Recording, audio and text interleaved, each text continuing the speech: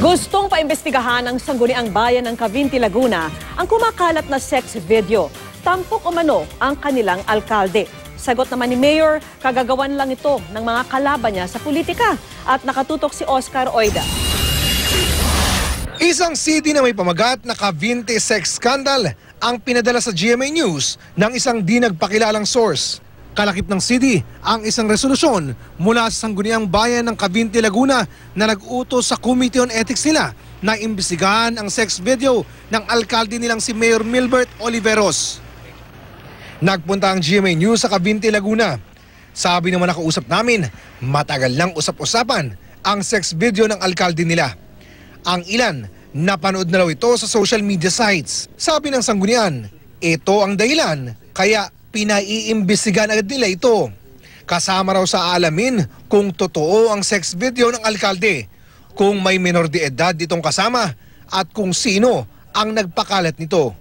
Ang hangarin po at layunin lamang ng Sangguniang Bayan ay malinis nga po ang pangalan ng aking mga kasamahan sa kadahilanan na sa kanila na po rin ang galing na sila daw ay isa dun sa napapagbintangan na nagkakalat na nasabi pong video. Tumatakbo muli sa pagka-mayor si Mayor Oliveros. Narinig na raw niya ito pero di pa napapanood.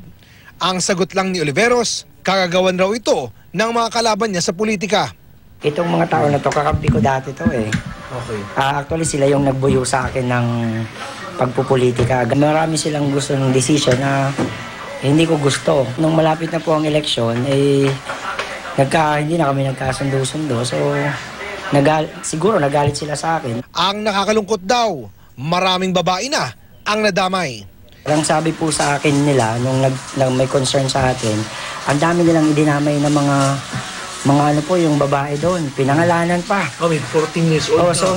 Sabi ko, malabo yan, sir. Sir, alam ko po ang batas, hindi po natin babaliin yan. Ako na lang ang sirain nyo, kasi ako naman ang gusto nyong pabagsakin bilang mayor eh.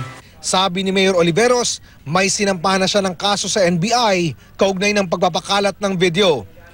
Ang Commission on Human Rights naman, nababahala na rin daw lalo pa kung may sangkot na minor de edad. Sakaling totoo, maharap raw si Mayor sa kasong paglabag sa RA 7610 o ang Special Protection of Children Against Abuse, Exploitation and Discrimination.